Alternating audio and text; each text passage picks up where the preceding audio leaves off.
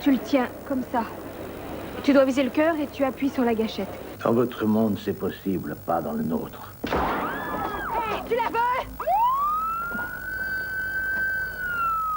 Le polar yiddish de Sidney Lumet, Une étrangère parmi nous, avec Mélanie Griffith, vendredi 1er à 23h05.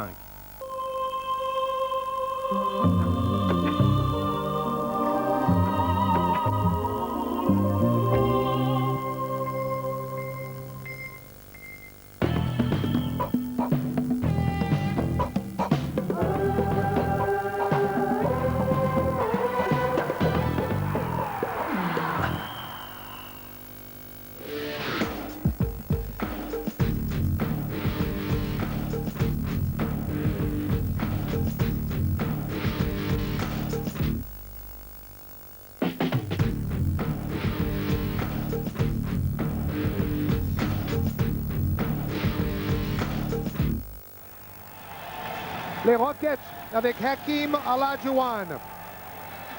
Et les Knicks ont perdu 7 fois de suite le 3e match d'une série en playoff NBA. Mais bon, ça, cette série-là pourrait s'arrêter ce soir. Hein. Oui, il y a une statistique qui plaide en faveur des Knicks, c'est que durant ces playoffs 1994, eh bien, ils ont gagné 9 de leurs 10 matchs au Madison Square Garden. Ils en ont perdu un seul, c'était contre les Pacers d'Indiana. Et Ewing qui va tout de suite au contre. Il a réussi la bagatelle de 6 contres lors du 2e match. Il a dégoûté Olajuwon, notamment à la fin du match avec un contre presque décisif. Ça a été une des clés de la victoire, une des clés de la réussite également des Knicks. Ça a été leur adresse avec John Stark notamment, puisqu'ils étaient à plus de 50%, à 52% de réussite. Et je crois, Georges, que ça ne s'est produit que 5 fois à Houston cette année. Une équipe qui réussit à mettre plus de 50% de réussite face aux Houston Rockets. Oui, New York, une équipe qui est assez maladroite habituellement.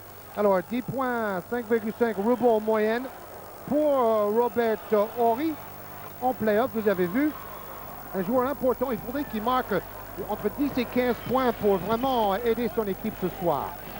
Voilà, le premier point de la partie en tout cas pour Houston. Derek Harper qui, une nouvelle fois quand même, trouve une position de shoot à 3 points, alors que Tomjanovic avait dit ça ne se reproduira plus.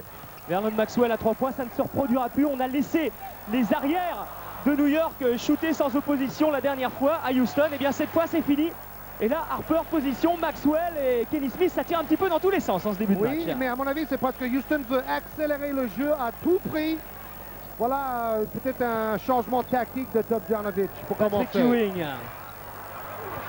Pas beaucoup. Voilà, regardez, ils vont relancer beaucoup plus que dans le 2e match. Regardez ça. Pour Kenny Smith. Et au rebond, c'est Hakeem Olajuwon qui se fait subtiliser cette balle.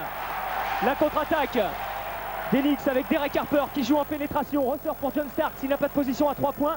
Alors c'est Charles Oakley qui prend cette position. Les 2 premiers points des Knicks. Et dans les 2 premiers matchs aussi, il a souvent tenté sa chance à 4-5 mètres en premier quart-temps. Olajuwon ressort pour Robert Horry à 3 points. Oh, on dégaine vite. Ça va peut-être nous offrir un autre spectacle parce que là, c'est tout pour l'attaque dans la première minute du match. Harper. Beaucoup d'adrénaline aussi dans ce début de match. Les joueurs ont déjà besoin de souffler un peu. John Stark, voilà une position pour Starks. Beaucoup trop long son tir. Et Kenny Smith, que l'on n'a pas vu du tout hein, lors des 2 premiers matchs. 20% de réussite dans les 2 premiers matchs. Oh, quelle passe de Maxwell! Superbe, un petit peu désuni. Maxwell non plus, on ne l'a pas vu énormément. Et un temps mort tout de suite de Pat Riley. Score 7-2 pour Houston. Un départ en trombe, c'est le cas de le dire. Regardez, on relance le jeu et on se dit pourquoi ils n'ont pas fait ça dans la 2e mi-temps du 2e match. Oui, ils ont monté le ballon en marchant et les Knicks de New York ont réussi à casser le rythme d'une façon fantastique. Kenny Smith avec Horry.